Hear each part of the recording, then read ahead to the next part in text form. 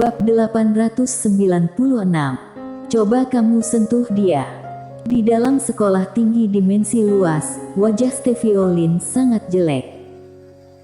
Berdasarkan apa yang dia ketahui tentang Mileye, orang ini pasti memainkan semacam tipuan. Jadi dia meminta Wita Zhang membunuh Mileye secara langsung sebelumnya, untuk menghindari masalah di masa depan. Dan wanita gila ini berbalik melawannya.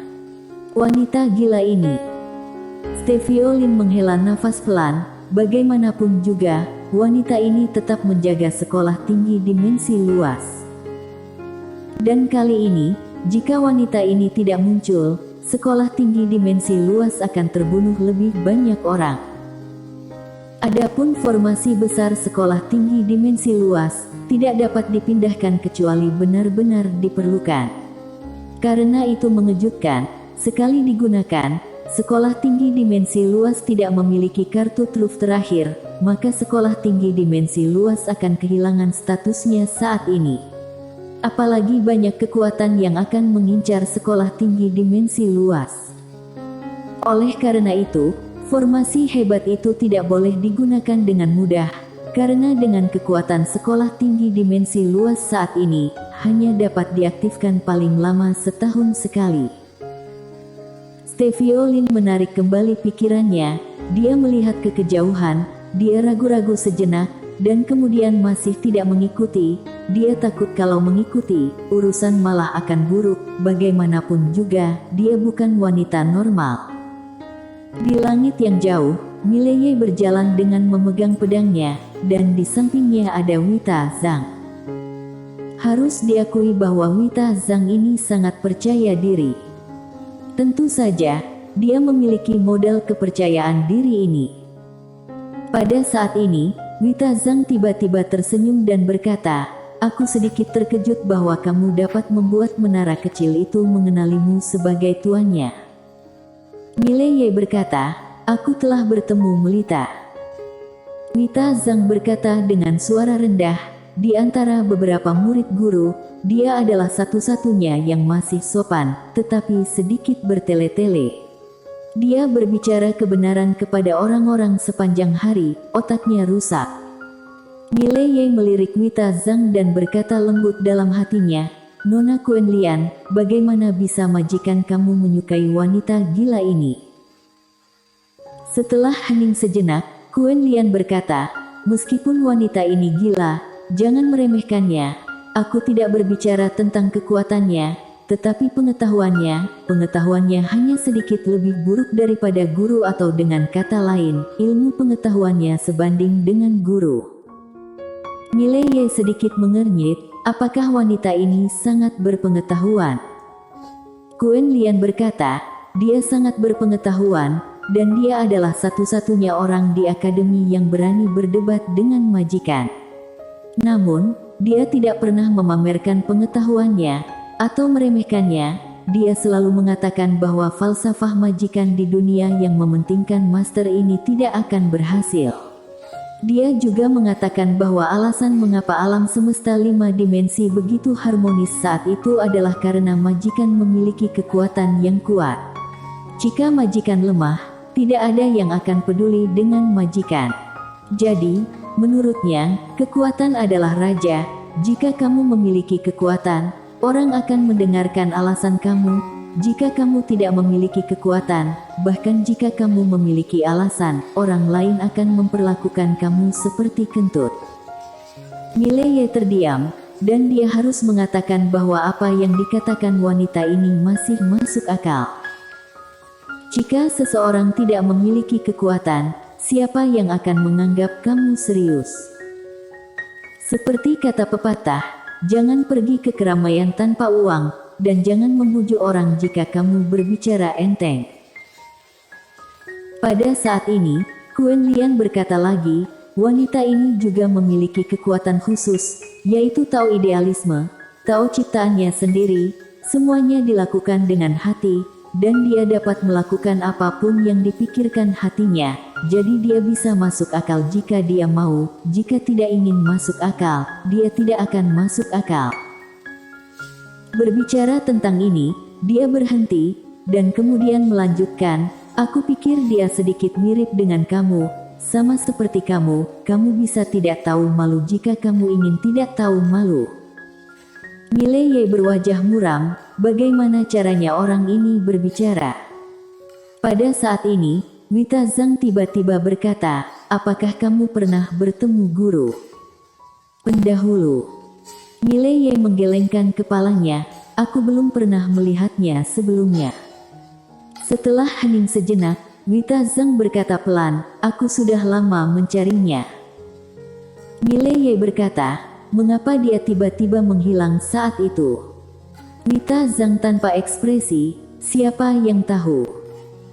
Saat dia mengatakan itu, tangan kanannya tiba-tiba menyebar, dan saat berikutnya, menara penjara alam di tubuh Mileye terbang langsung ke tangannya. Menara penjara alam sedikit gemetar, sangat takut. Wita Zhang memandang menara penjara alam, apakah kamu tahu di mana guru? Menara penjara alam menggelengkan kepalanya cepat. Mata Wita Zhang sedikit menyipit, sejauh yang aku tahu, ketika guru terakhir menghilang, kamu bersamanya. Menara penjara alam sedikit bergetar, seolah mengungkapkan sesuatu. Ada lagi yang ingin dikatakan Wita Zhang. Quen Lian tiba-tiba berkata, aneh ketika guru menghilang, jangankan dia, bahkan kami tidak tahu. Setelah Wita Zhang terdiam beberapa saat, dia dengan santai melemparkan menara penjara alam di depan Mileye. Mileye menyimpan menara penjara alam. Dia menatap Wita Zhang, kamu tidak mau pergi dengan menara ini untuk membuka pintu ruang buku guru? Wita Zhang berkata dengan suara rendah, guru tidak ada di ruang buku, jadi untuk apa pergi ke ruang buku itu? Berbicara tentang ini, dia memandang Mileye, apakah menurutmu aku mendambakan harta guru seperti orang lain? Jika aku punya ide ini, menara yang rusak ini bisa melarikan diri saat itu. Mendengar ini, Mileye tiba-tiba mengerti. Pahami mengapa Wita Zhang ini memiliki sikap yang begitu buruk terhadap orang-orang di sekolah tinggi dimensi luas. Wanita ini seharusnya sangat jijik dengan orang-orang di akademi yang menginginkan harta pendahulu. Pada saat ini, Wita Zhang tiba-tiba berkata, kamu akan membawaku ke siapa? Mileye berkata, ini akan segera datang. Wita Zhang melirik Mileye, bertaruhlah, apakah kamu mati hari ini atau tidak? Mileye tidak ragu-ragu, bertaruh aku tidak akan mati. Bercanda, tentu saja dia bertaruh dia tidak akan mati. Wita Zhang mengangkat bahu, sepertinya, aku hanya bisa bertaruh kamu akan mati. Mileye tersenyum, apa taruhannya? Wita Zhang berkata, kamu sebutkan. Mileye berkata dengan lembut, jika aku tidak mati hari ini, kamu tidak boleh menembakku atau sekte abjad kuno dalam setahun. Tidak hanya itu, kamu harus membantuku menembak 2 kali. Wita Zhang menatap Mileye, bagaimana jika kamu mati? Mileye berkata, jika aku mati, aku membayar dengan nyawaku, bukankah itu cukup? Wita Zhang menggelengkan kepalanya, sungguh tebal muka. Mileye berkata, jangan merasa bahwa kamu rugi, karena kekuatan kamu benar-benar menghancurkan aku, kan? Wita Zhang dan berkata, oke, aku berjanji. Mileye menatap Wita Zhang, bisakah aku mempercayaimu? Wita Zhang bertanya balik, bagaimana menurutmu? Mileye mengangguk, aku percaya padamu. Wita Zhang menatap Mileye, kenapa? Mileye berkata, karena kamu adalah murid pendahulu. Sejauh yang aku tahu, pendahulu tidak menyukai master menggertak yang lemah dengan kekuatannya yang kuat. Kamu tidak akan melakukan apa yang dia benci. Wita Zhang menatap Mileye dan tidak berbicara. Mileye berkata lagi, sejujurnya, aku tidak percaya pada kamu, aku percaya pada pendahulu. Karena aku percaya pada visinya. Wita Zhang menggelengkan kepalanya dan tersenyum, mainkan trik kecil ini denganku. Namun, seperti yang kamu inginkan, aku benar-benar tidak akan melakukan hal-hal yang dia benci. Jika kamu tidak mati hari ini, aku tidak akan membunuhmu selama setahun, dan aku tidak akan menembak sekte abjad kuno. Kamu juga bisa memintaku menembak 2 kali untukmu. Tentu saja, premisnya adalah kamu tidak mati. Mileye mengangguk, oke. Setelah berbicara, dia mempercepat langkahnya. Pada saat ini, suara Quen Lian tiba-tiba terdengar di benak Mileye. Apakah kamu akan mencari wanita bergaun polos?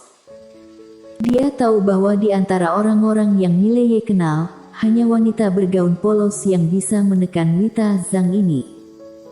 Mileye menggelengkan kepalanya. Wanita bergaun polos. Dia juga tidak tahu di mana wanita bergaun polos itu. Keberadaan wanita bergaun polos kini menjadi misteri.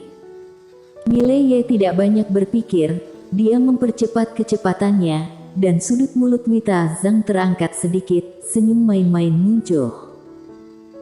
Kira-kira setengah jam kemudian, Mileye membawa Wita Zhang ke tanah kosong, dan ketika dia datang ke tempat ini, Quen Lian tahu siapa yang dicari Mileye.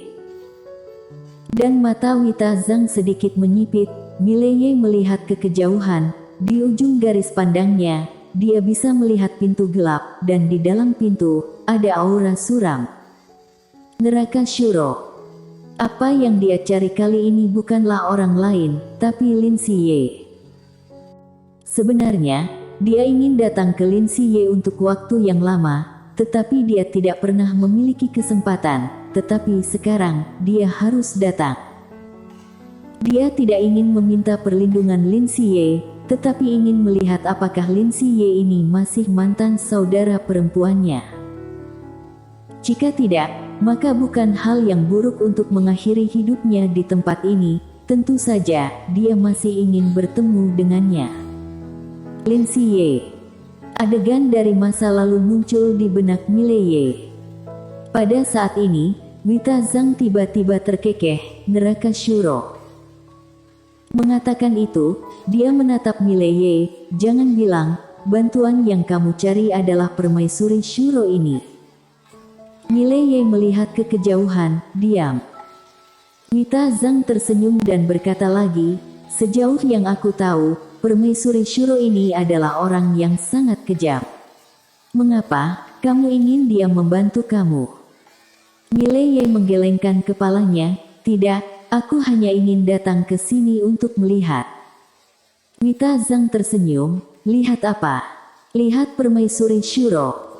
Mileye mengangguk, aku ingin melihatnya. Saat dia mengatakan itu, dia melihat ke pintu di kejauhan, bahkan dia juga sedikit linglung. Apakah Lin Siye masih sama Lin Siye? Dia juga tidak yakin. Karena di alam semesta 4 dimensi, Lin Siye yang dilihatnya terlalu kuat. Cukup kuat untuk membuatnya tidak dikenal. Dia tidak tahu apakah Lin Siye masih sama seperti Lin Siye dulu.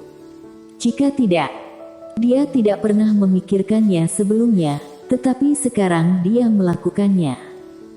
Jika tidak, maka semuanya benar-benar tidak ada artinya.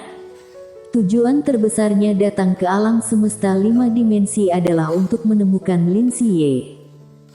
Pada saat ini, Wita Zhang tiba-tiba tersenyum dan berkata, kamu tidak bodoh, kamu pasti datang ke sini karena suatu alasan.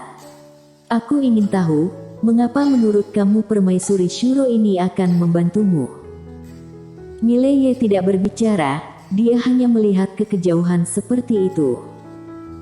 Wita Zhang juga melihat ke kejauhan, tidak ada gerakan di dalam pintu itu. Wita Zhang tersenyum, beri kamu waktu 1/4 jam. Mileye terdiam. 1/4 jam berlalu. Setelah waktu habis, Wita Zhang tiba-tiba tersenyum, sepertinya permaisuri Shuro tidak akan keluar. Mengatakan itu, dia menatap Mileye, dan Mileye berkata dengan lembut, lakukan. Setelah Mileye selesai berbicara, matanya perlahan tertutup. Dia tahu, Lin Siye pasti tahu bahwa dia ada di sini, dan dia tidak muncul. Itu sudah menjelaskan semuanya. Dia tidak memaksa apapun. Mita Zhang melirik pintu di kejauhan, menggelengkan kepalanya dan tersenyum, lalu dia menatap Miley Ye yang berada di dekatnya. Sepertinya kamu kalah taruhan ini. Pergilah dengan damai. Suara itu terdengar, tangan kanannya tiba-tiba terangkat, dan kekuatan yang kuat tiba-tiba menyelimuti Miley Ye. Tetapi pada saat ini, sebuah suara tiba-tiba datang dari samping. Kamu coba sentuh dia. Bersambung.